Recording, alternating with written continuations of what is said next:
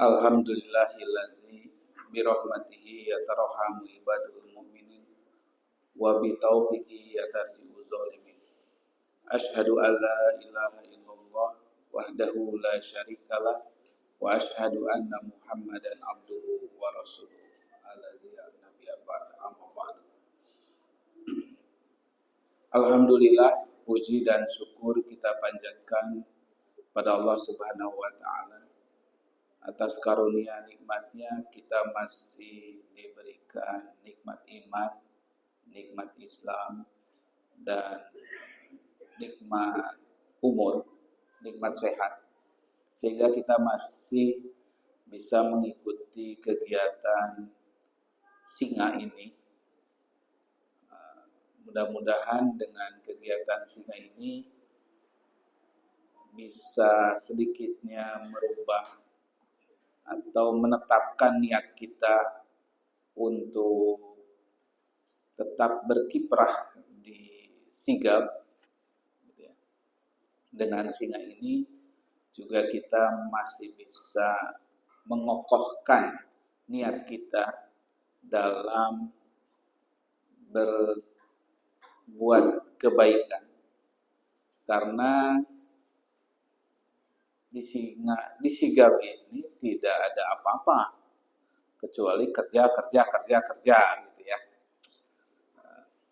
Santai saja ya ngajinya. dalam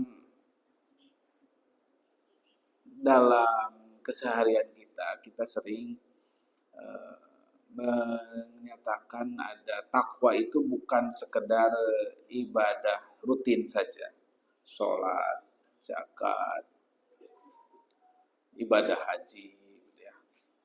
Yang belum lama kita lakukan kurban, gitu. Belum lama lagi juga kemarin saum Ramadan. Tapi ada ibadah yang secara secara kehidupan, keseharian kita itu kita lakukan. Kesalehan sosial. Kesalehan sosial ini tentunya, orang ini rajin sholat, tapi rajin tahajud, tapi kan ada yang begitu ya, tapi masuk neraka, kan begitu. Si ibu ini rajin sholatnya, rajin tahajudnya, rajin ke kajiannya, tapi masuk neraka kata Rasul. Kenapa? Karena dia menyakiti. Padahal orang bukan siapa-siapa ya. Dan Rasul juga di pengkolan itu selalu diludahi sama seseorang. Tapi Rasul tetap berbuat baik, ngasih makan. Bukan hanya ngasih makan, malah menyuapi makan orang itu. Sampai akhir hayatnya digantikan kebaikan Rasul itu sama sahabatnya Abu Bakar radhiyallahu anhu.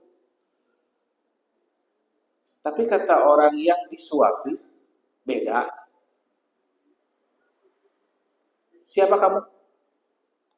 Nah, emang kenapa?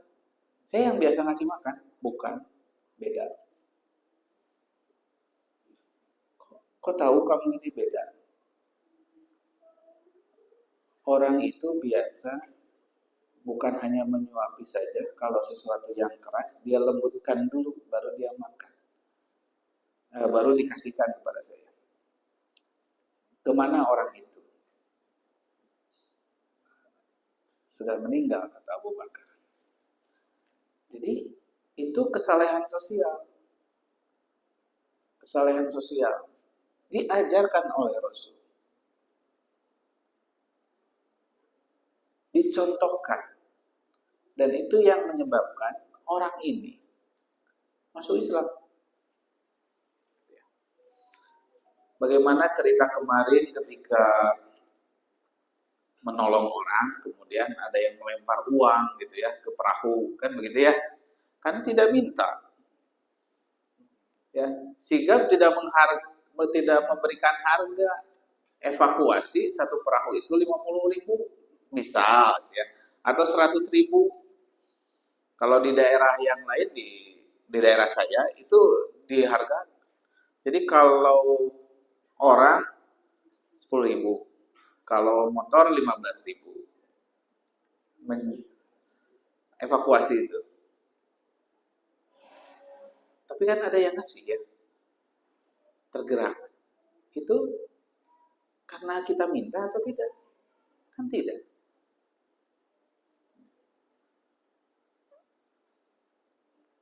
Nikmatkan seperti itu. Nah, makanya ini salah satu ciri kesalehan sosial yang kalau di Sigap itu tagline-nya atau motivasi Sigap itu khairunas anfa'uhum linnas, yang jadi tema ya, jadi tema. Dan kita di dalam Al-Qur'an diperintahkan ini tidak a'udzubillahi minasyaitonir rajim wa ta'awanu 'alal birri wat taqwa. Tolong-menolonglah dalam kebaikan, dalam mengerjakan kebaikan, dalam mengerjakan ketakwaan. Boleh kita tolong-menolong, memang apakah tolong-menolong itu hanya dalam kebaikan? Ternyata tidak. Dalam kemaksiatan juga sama. Ada tolong-menolong dalam kemaksiatan. Makanya perintahnya juga jangan dalam kemaksiatan. Karena dalam kemaksiatan itu ada tolong-menolong. Kenapa? Yang kena korupsi itu tidak satu, berjumlah beberapa orang, gitu kan? Bimtek dulu, diajarkan dulu cara laporannya seperti apa agar lolos. Yang mencuri saja juga sama, kan grup. Kamu mengawasi yang di sebelah sana, saya yang eksekusi. Itu kan tolong menolong dalam kemaksiatan. Berarti ada, nggak boleh. Yang jualan juga sama. Kamu lihat jualan narkoba ya, kamu lihat di sana, takutnya ada polisi. Keceplosan bahasa Sunda. Pada nggak ngerti ya, nanti Rumi. Itu kemaksiatan dalam kemaksiatan. Jadi kita harus tahu di dalam Al-Quran saja, Allah saja sudah menegaskan bahwa tolong menolong itu ada dua. Ada dalam kebaikan, ada dalam kemaksiatan. Tinggal pilih mau yang mana. Begitu kan? Ini pilihan, mau yang mana? Saya mah karena disigap.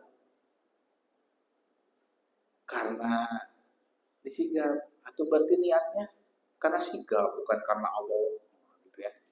Jadi sigap itu hanya wasilah saja, ya, bukan tujuan akhir. Jadi perlu diindikan lagi, sigap itu bukan tujuan akhir.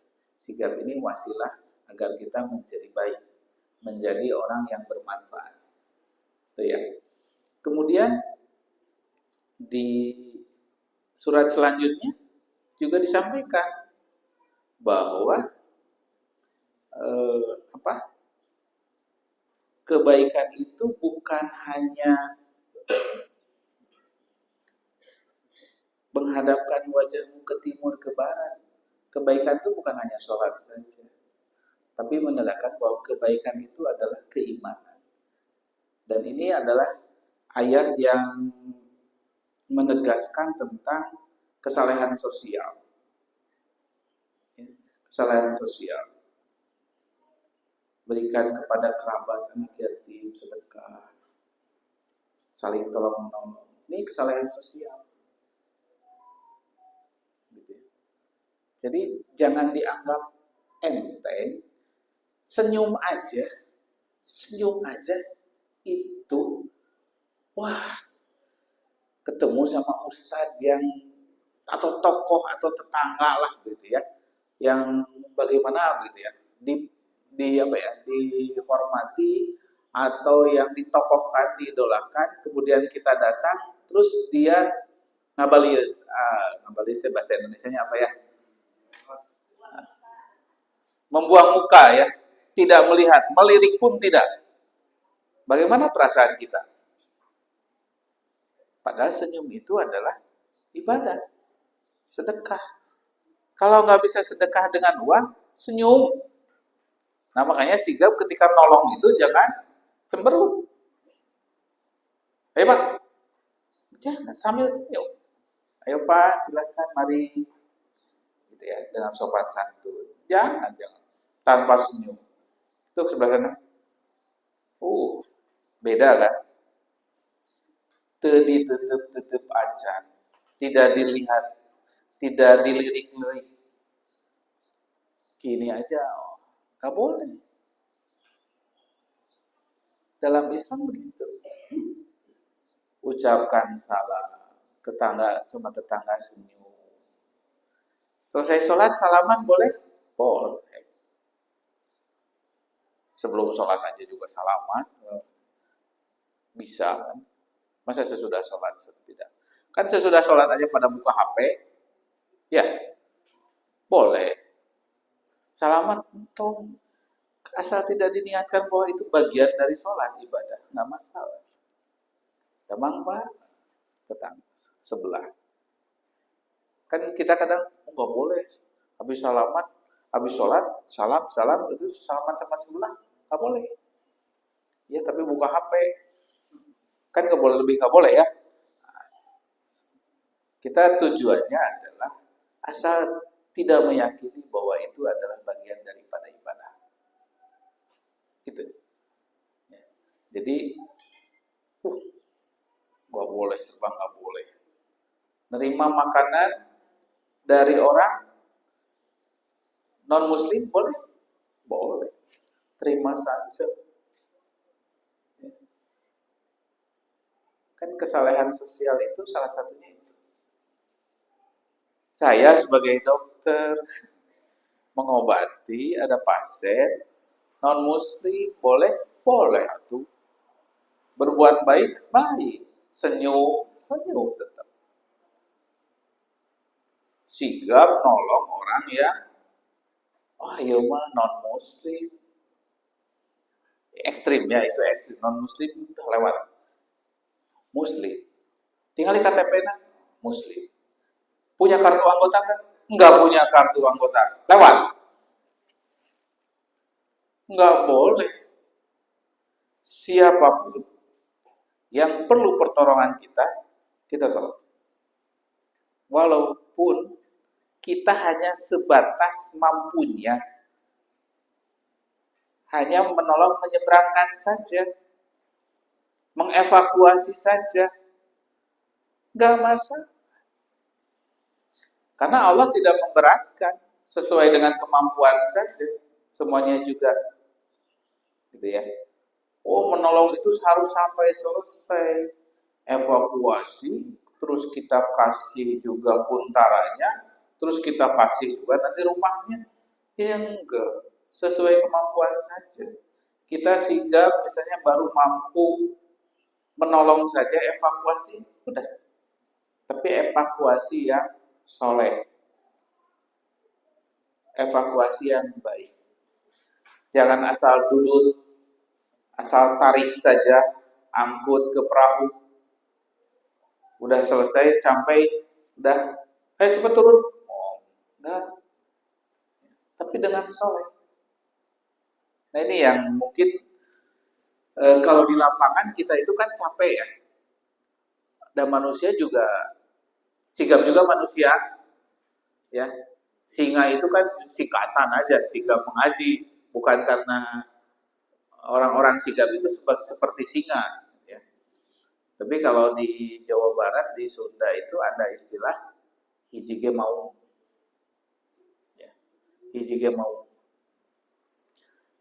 Karena itu wani, gitu ya, berani. Satu juga berani. Nggak punya apa-apa juga berani. Kita nolong orang. Terjun saja untuk kebaikan. Kan begitu ya.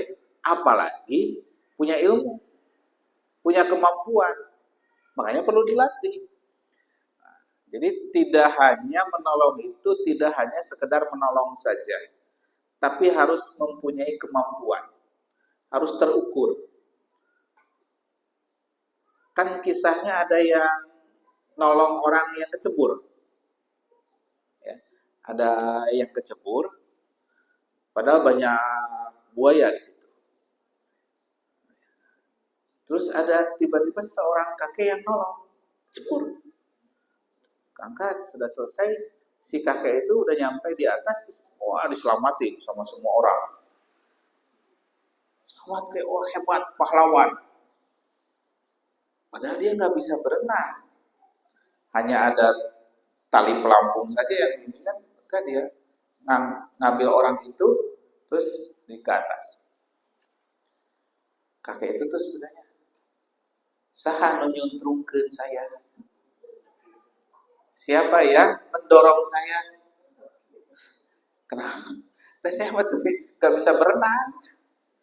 Nah, jadi nggak sengaja. Nah, itu kan kita harus berhitung ya, bisa berenang atau enggak. Karena kalau di kolam renang, kemudian ada yang tenggelam, kita nolong, tidak bisa berenang, jadi korbannya ada berapa orang? Jadi nambah kan 2. Kan pekerjaan yang ya tujuannya bagus, niatnya menolong. Tapi akhirnya buat penolong yang sesungguhnya itu membingungkan, memberatkan. Karena jadi ada 2 korbannya. Satu aja udah bingung. Karena kalau yang tenggelam itu kan ditolong nggak hanya nolong biasa aja. Pasti dia akan meraihnya dengan kuat orang itu, dan kita yang nolong bisa tenggelam juga. Jadi kalau yang nggak bisa berenang, jangan udah aja diam aja, gitu ya. Enggak, saya mah takut air, alergi, padahal nggak bisa berenang, gitu ya. Jadi harus berhitung. Kalau awal-awal sigap, wah tolong saja, nggak apa-apa. Tapi harus mengupgrade, sama seperti ini ngaji, gitu ya. Ditambah untuk menebalkan bahwa saya ini muslim, bahwa saya ini persis. Jadi jangan memalukan, karena di lapangan relawan itu kan ada yang tidak sholat, tuh, ya, ada yang tidak sholat, cuek saja, karena alasannya bajunya kotor, ya bawa salin tuh, gitu ya. Nah, si gama baju kotor juga sholat saja, tidak membersihkan diri, tidak ada air, tayamum, kok bisa? Emang boleh? Nah, ini jadi pertanyaan. Akhirnya ada yang bertanya dan mau sholat. Jadi kita melakukan sholat, kita tetap kalau di luar kita jamaah kosor gitu ya, itu dilihat, diperhatikan. Karena kita juga sebagai relawan sigap ketika di lapangan memperhatikan juga relawan yang lain. Gitu ya. Tidak asal udah. Gitu ya. Jadi Al-Baqarah 177 itu adalah ayat tentang kesalehan sosial. Salah satu ciri kesalehan sosial itu sering dalam doa kita sampaikan. Doa apakah di ujung sholat, ya, atau ketika kita sedang sujud, atau setelah sholat. Doa ini doa yang selalu yang dicantumkan ada dalam Al-Quran dan disampaikan oleh diungkapkan oleh Nabi Ibrahim. Ya. Robi habli hukman. Ya Allah, beri saya hikmah. Ya. Padahal Nabi ya, tapi masih minta petunjuk ke Allah. Ya Allah, berikan hikmah. beri saya hikmah, masukkan kami ke dalam golongan orang-orang yang soleh. Nah, ini doa yang harus selalu kita, sebaiknya kita panjatkan, kita dawamkan, kita biasakan sehari 5 kali. Kening tergabung-gabung wae dengan yang soleh. Di sini ada Pak Soleh nggak ada ya?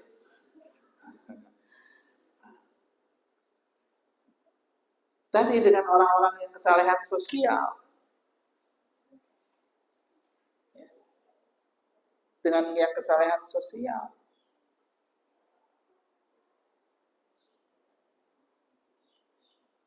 sehingga ikatannya kuat di Sigap, sehingga bagian dari Persis, gitu ya. Gabungannya kuat sekali. Jadi jangan sampai kita terlepas dari itu. Ilmu pengetahuan yang mendalam. Hikmah itu kan begitu. Ilmu pengetahuan yang mendalam. Bagaimana kita tahu kalau cara menyelamatkan orang itu tidak hanya narik saja. Kan belajar, berlatih. Untuk apa? Ya jangan sampai kita belajar itu udah lewat aja. Kita nolong itu tanpa ilmu. Nah, beri kami ilmu, pengetahuan yang ya tidak jadi pakar-pakar aman. Syukur-syukur jadi pakar gitu ya. Nah, minimal kita tahu bahwa cara menolong orang itu ini. Cara pakai perahu itu harus barengan. Pakai perahu aja kan nggak sendiri-sendiri ya. Ah, kumaha saya aja, bagaimana saya aja ngedayungnya. Kan jadi oleng. Yang ini, oh, ada pemimpinnya tentunya. Itu kan butuh pengetahuan. Baik nanti didapatnya setelah dari pengalaman maupun dari belajar. Lebih bagus yang mana? Ya dua-duanya dong. Pengalaman dan belajar. Kan kita belajar itu terus ya. Dari mulai lahir sampai meninggal. Tapi udah meninggal kan tidak belajar sebelum menikah. Nah, sekarang kan sudah berubah. Dalam kandungan juga bisa belajar bayi itu, si janin itu. Setuju nggak? Belajarnya gimana? Anak saya, mana nih anak saya? Anak saya umur 6 bulan sudah bisa baca. Alhamdulillah. Sudah bisa baca. Baca Quran, baca buku, bisa baca. Percaya nggak?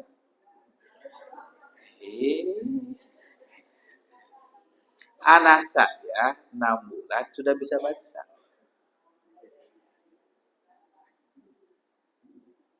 Benar, ngaji, baca Quran bisa.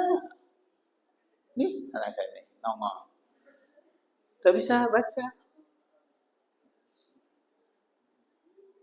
Jangan samakan persepsinya dengan cara kita membaca. Anak-anak itu membaca koran disobek-sobek. Buku juga sama. Jangan marah. Itu cara baca dia. Dia dengan ngambil Quran aja, jangan ini suci, nggak boleh. Nggak apa-apa. Dia ada yang robek, nggak apa-apa. Cara bacanya begitu. Buku mahal buku deh. Buku anak itu mahal. Dibeli di robek, dikucuk. Itu cara baca. Nah, beda ya. Nah, sama nanti juga cara nolong orang yang terlatih dengan yang tidak terlatih. putih. Nggak boleh disalahkan. Sama. Ya biar aja. Kok gitu? Kita sigap mah nggak begitu. Nggak boleh. Oh sombong. Kan? Nggak boleh sombong. Kan gitu. Nah, berarti dia begitu. Oh ada yang salah. Kita jangan menegur langsung pada saat itu. Kita begini loh yang betul. Kasih tahu. Yang tidak tahu kasih tahu. Jangan dimarahin. Bisa baca. Oh baca. Lama-lama dia bisa baca sekarang. Lama itu Indomaret, itu apa? Wah bisa baca ya. Oh iya bisa baca. Lihat gambarnya. Lihat gambarnya. Karena lihat gambar juga baca. Ya, ada buku kan hanya gambar doang. Baca.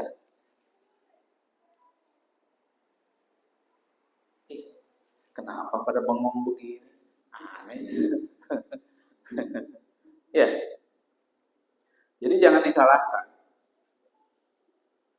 Yang sering menyalahkan orang lain itu karena memang didikan masa kecilnya yang nggak salah sih, mungkin tidak tahu. Ibunya mungkin tidak tahu. Ketika anak jatuh di lantai lagi jalan terus jatuh, siapa yang disalahkan? Lantainya yang disalahkan. Betul?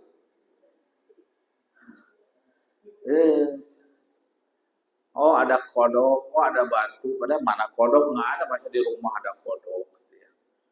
Disalahkan itu, batu disalahkan. Selalu yang disalahkan itu. Ketika sudah besar, anak tidak lulus sekolah, anak tidak sukses bekerja, salah siapa? Salah orang. Bukan salah saya, salah orang. Karena diajarinya begitu. Setuju nggak Bu? Hah? Benar nggak waktu kecil begitu? Disalahin lantai ya? Benar ya? Ini ibu-ibu gitu.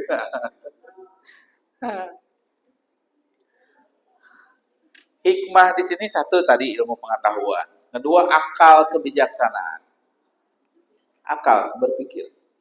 Kita akal yang baik, akal yang cerdas. Kita dikasih akal yang sehat.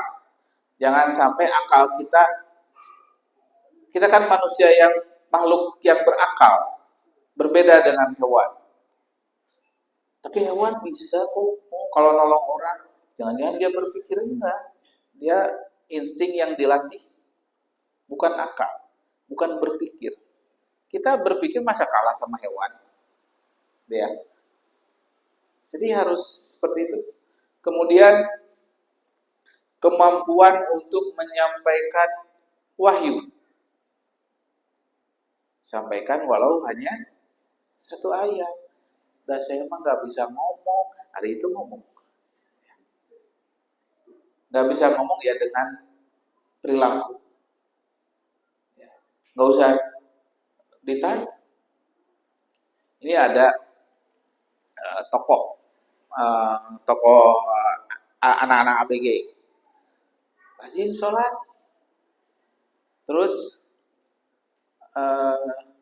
anak-anak tuh pada ngikutin, dan qadarullah dia tuh baca buku Al-Hidayah. Pada tahu kan buku Al-Hidayah yang terjemahan dari Ustaz Aceh, Allahu yarham, tahu kan? Udah tamat baca bukunya. Ini orang ini 3 kali namatin buku itu. Keren. Sholat utek-utekan. Pas ditanya, kenapa utek-utekan? Karena dia gaulnya sama ABG dan memang begitu. Rumah saya aja. Ada itunya. Gue pada ketawa aja ya. Kok begitu? Ternyata dia baca buku itu Al-Hidayah sampai 3 kali tamat. 1, 2, 3. Keren. Saya aja enggak. Kalau ada aja yang dicari ya yang apa. Ini sampai tamat. Jadi literasi dan nalar kritis ini harus kita latih tetap. Ya. Agar kita menjadi manusia yang bermanfaat buat orang lain. apalagi sigap. Sigap itu harus mempunyai nalar yang kritis, akal yang buat berpikir baik. Bagaimana mau mitigasi kalau tidak punya akal? Bagaimana mau mitigasi kesiapsiagaan bencana kalau tidak kritis, nalarnya tidak dilatih, literasinya tidak ada.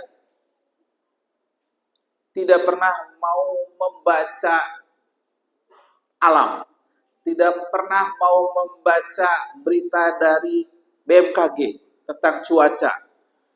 Bagaimana mau tahu kalau tidak pernah baca laporan yang ada dari BNPB? Kan itu harus baca, harus mempunyai nalar yang kritis. Indonesia itu negara yang berada di wilayah bencana. Potensi bencananya besar. Mau dimanapun. Kita nggak usah nolak. Enggak, Bekasi enggak ada gempa. Bekasi nggak ada gunung meletus. Banjir kan ada. Ya, udah rutin. Ada itu mah rutin, bukan bencana. Nah, udah rutin.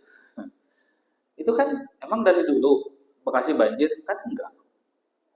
Sekarang-sekarang aja ya. Sekarang-karangnya lama. Nah, kan itu perlu akal berpikir, nalar, dan kritis. Kalau biasa udah banjir cuma segini doang. Kan tidak tahu. Terus mau mitigasi gimana? Setuju nggak? Jadi harus seperti itu.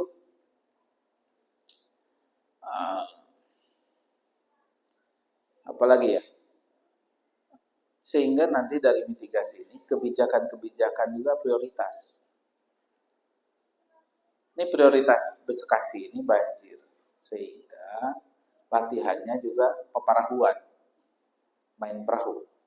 Berlatih berenang. Ya. Mengatasi sungai yang membersihkan sungai. Ya. Mengajak jamaah atau masyarakat sekitar untuk buang sampah pada tempatnya. Setuju?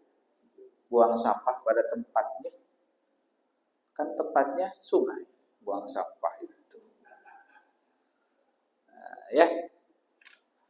Bu, kenapa buang sampah ke situ? Ke sungai? Nah, emang biasa begini. Saya dari kecil ke sungai. Dia harus mengubah. Buang sampah harus pada tempat sampah. Dipilah. Nah, kan ada nilai plusnya. Buang sampah pada tempat sampah dan dipilah. Itu kan perlu edukasi. Perlu nalar yang kritis. Perlu akal. Perlu literasi. Ya. Jangan hanya buang sampah. Toh kemudian nanti di tempat pembuangan sampah dipilah lagi. Sudah saja dari rumah dipilah. Plastik, organik, anorganik. Yang plastik juga yang susah, yang banyak minyaknya itu dipisah. Sampah jelantah, minyak bekas itu juga sampah. Dipisah juga.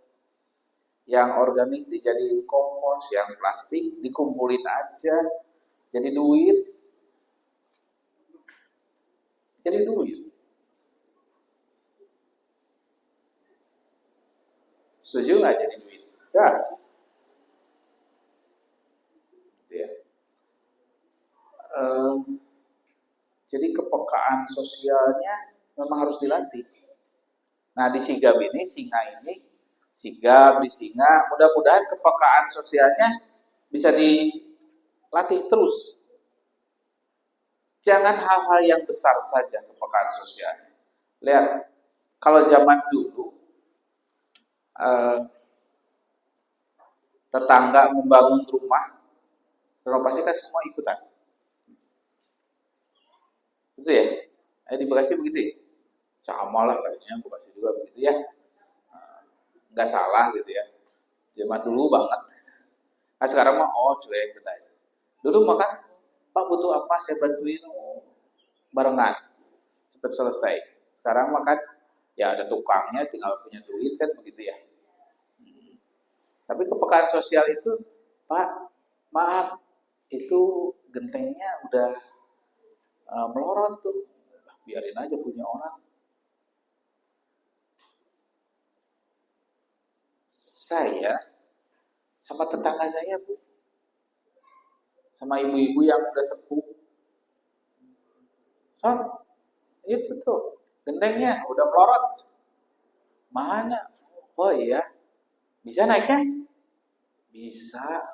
Nggak percaya. Saya gendut banget kan. Naik aja. Kalau saya masih muda, saya yang naik. Iya, makasih Bu. Nah, karena saya nggak mau naik, takut jatuh. Dan nanti nyuruh orang aja, sendiri aja bisa. Ngasih tahu deh. Kepekaan sosial. Respect kita sama orang yang seperti itu. Kan dalam agama Islam juga diajari. Ketika di jalan ketemu paku, biarin aja. Yang penting gua tahu benar. Singkirin. Padahal bukan paku aja sebetulnya. Ya. Sampah juga kadang cuek kita. Biarin aja ada tukang sampah nanti ambil teman sampah. Kan nggak malu.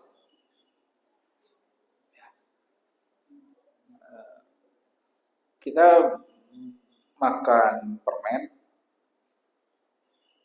kan sampahnya cuma satu, buang. Tapi kalau ini ada berapa orang? Ada 100 lebih ya. Permen, kan ini banyak numpuk. Saya lihat ketum saya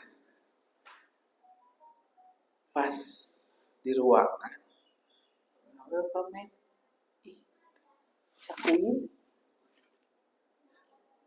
Masya Allah, disakuin. Padahal kan tinggal simpen aja, nanti ada yang buang. Enggak. Mungkin tak ngomong, ini nggak ada tempat sampah, enggak. Dia kan, keren. Itu pelajaran yang tidak ngomong, tapi itu pelajaran yang keren kata saya.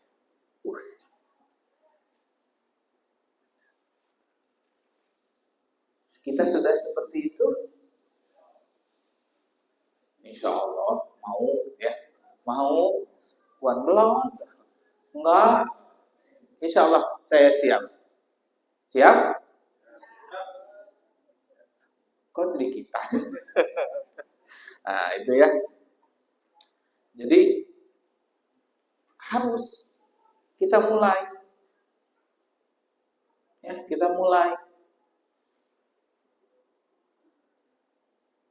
gabung dengan orang-orang yang soleh, insya Allah kita akan ikutan soleh. Kan sama seperti gabung dengan bermain dengan tukang minyak wangi, kita ke bawah harum ya. Kalau sama tukang yang jual arang, kita hitam. Setidaknya kalau kita gabung misalnya nih, main dengan yang tidak pernah sholat, main, tidak mengingatkan mereka, ini waktunya sholat, berhenti. Nah, kalau di komunitas sigap kan, ketika waktunya sholat, berhenti kan, kita sholat, ntar aja, di akhir, ini nggak boleh.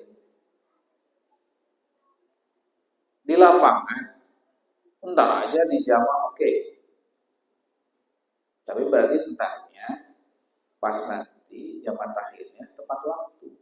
Jangan dientar lagi, entar aja jam 5 masih banyak waktu. Nanggung, nggak boleh.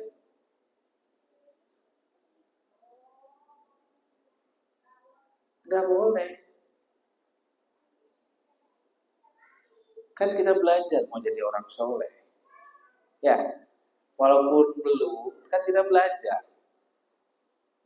Oh hari ini, oh kemarin lupa nggak di awal waktu. Tapi kan nggak boleh lupa terus-terusan. Harus dicoba.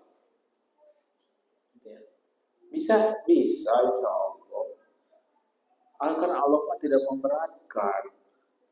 La yukallifullahu nafsan. Itu kan jadi ayat pembenar. Oh Allah tidak memberatkan.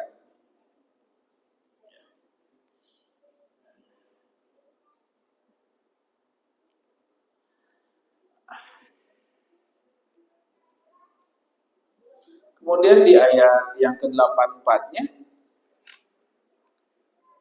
waj'al li lisanan sidqin. Jadikan aku buah tutur.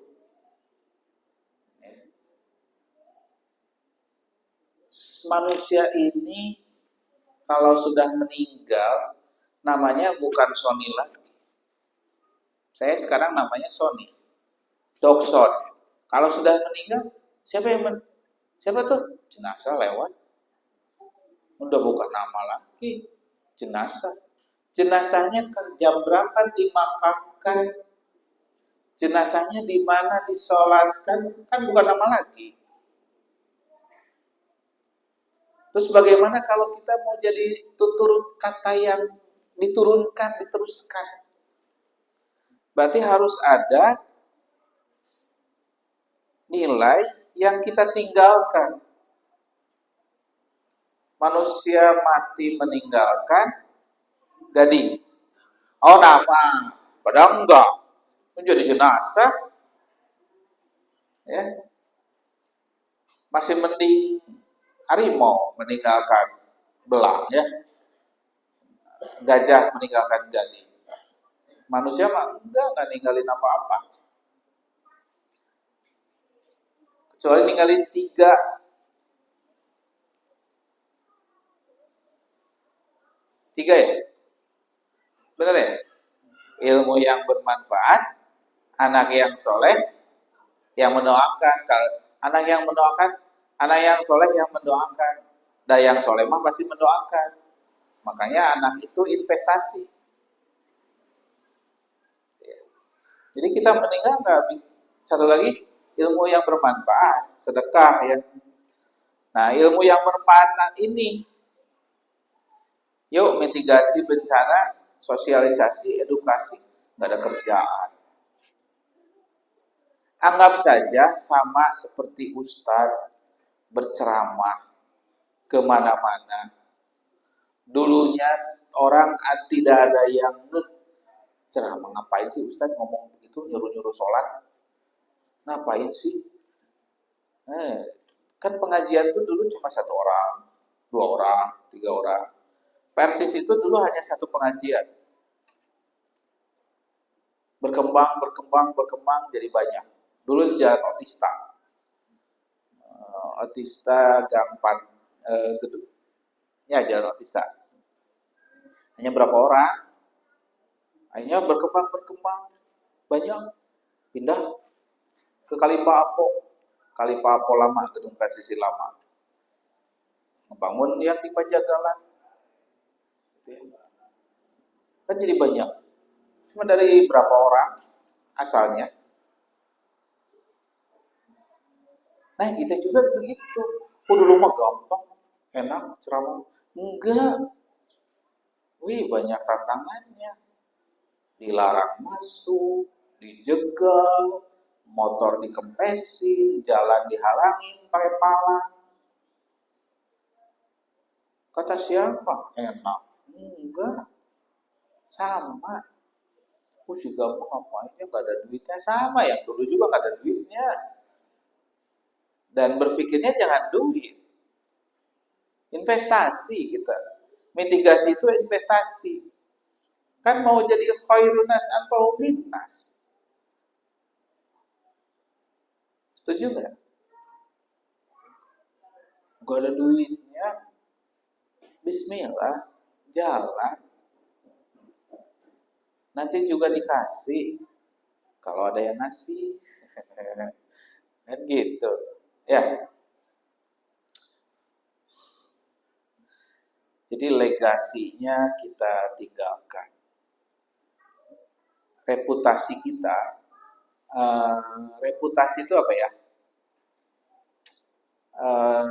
Jejak digital kita itu harus kita branding. Kan apa yang kita muat di medsos itu akan terekam. Setuju? Apa yang kita ucapkan itu akan terekam. Jejak digital apalagi.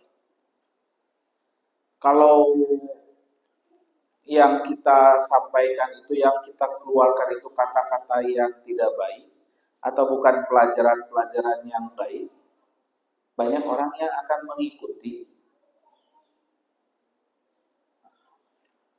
Maka brandingnya harus jelas. Ini ada kisah yang branding, mengenai branding. Anaknya teman saya itu dapat beasiswa, lulus keterima kerja salah satu perusahaan yang sangat keren, perusahaan yang besar dan sangat selektif. Dia lihat dari mana branding anak itu, lihat di medsosnya, lihat di pokoknya semua medsosnya, brandingnya udah dari sejak SMA di branding dan si perusahaan ini melihat itu. Dia lihat, wih keren, masuk. Nah, memang tesnya terbaik juga. Tapi dimulai brandingnya, karena banyak yang terbaik nggak lulus. Nah, karena branding di medsosnya. Sama kita juga. Branding di masyarakat, kan branding kita. Gabung sama orang yang soleh, brandingnya, wah jangan gaul sama Pak Heri, tukang dugem. Iya, dugem-dugem juga tahajud, kan gitu. Oh jangan gaul sama Sony. Oh Sony mah gaulnya sama anak-anak yang suka dugem. Saya dulu waktu mahasiswa gaulnya sama tukang dugem.